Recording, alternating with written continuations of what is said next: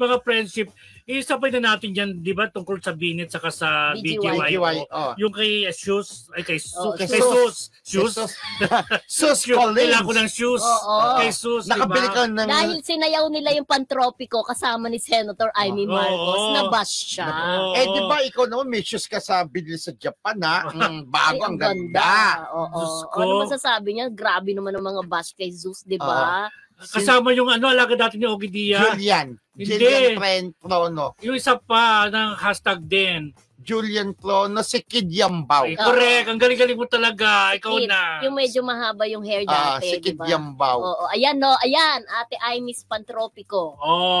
Tsaka si Julian Prono. Kasi ang nangyari niya, nung nagkipag-sayaw-sayawan to si Senator Amy, pinost niya pa sa kanyang TikTok account. Di syempre nabas tuloy itong yung dalawa na taga-ABS, di ba? Kasalanan ba na makasayaw mo isang politiko? Di ba? Parang mortal sin na ba yun talaga? Yun nga, parang may ibig sabihin sila na parang wala kayong utang na loob sa ABS, di ba? May pinanggagalingan, di ba?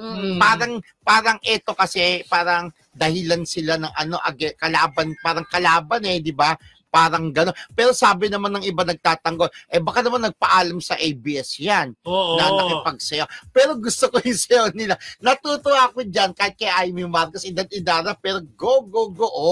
Ang lola mo. Hindi lang si Julian Prono, andyan, no? Idagdag ko lang, hindi lang si Sus ang binabash, pati yung ating kumpare si Jed Madela, ha? Okay. At may mga pagbabanta pa na iboboykot ang kanyang anniversary concert dahil sa pagiging vocal niya na malapit siya kay dating Presidente Duterte, ha. Ayan. Hihingin natin ng ni Jed na meron siyang pinost tungkol sa kanyang concert.